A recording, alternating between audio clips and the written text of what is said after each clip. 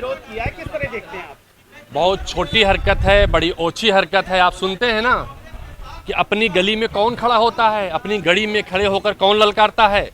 आज दिनेश प्रताप सिंह जी ने अपनी गली, अपनी चार दीवारी के बाहर खड़े होकर 50-60 लोगों को बामुश्किल से इकट्ठा कर पाए। उसमें से आधे लोग राहुल गांधी जिंदाबाद के नारे लगा रहे थे। ये दर्शाता है उनकी क्षमता को और राहुल गांधी जी की लोकप्रियता को। लोग राहुल गांधी जी से हाथ मिला रहे थे, राहुल गांधी के साथ भाजपा का झंडा लेकर फोटो खिंचवा रहे थे।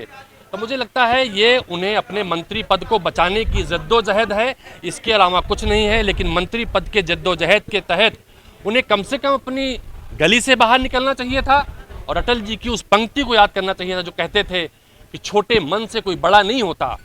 वो एक मंत्री भी हैं, भले वो उन्होंने चारों धाम की यात्रा की है। जब वो बसपा में गए तो उन्होंने कहा बहन जी ने हमें जन्म दिया है राजनीतिक रूप से, उनको गाली दी। मुलायम सिंह जी ने उनकी जीवन रक्षा की, उनको गरिया कर गए। सोनिया गांधी, प्रियंका गांधी जी के लिए क्या शब्द बोलते हैं। रायबरेली की मीडिया, आज की मीडिया पूरी तरह वाकिफ है।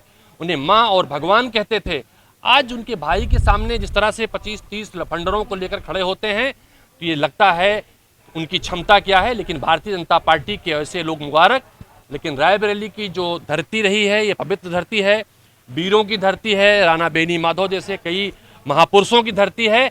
ऐसी कायराना हरकत कोई अपनी गली के सामने खड़ा होकर करेगा तो रायबरेली उसे माफ नहीं करेगी। अच्छा, आपके सहयोगी दल जो है वो पोस्टर लगा रहे हैं, तमाम तरह की बातें लिख रहे हैं। देखिए, ये मैं मानता हूं राहुल गांधी जी संविधान को बचाने की लड़ाई लड़ रहे हैं। राहुल गांधी जी देश में बहुत बड़ी क्रांति पैदा की है। राहुल गांधी जी ने वोटों के अधिकार की रक्षा के लिए संघर्ष कर रहे हैं।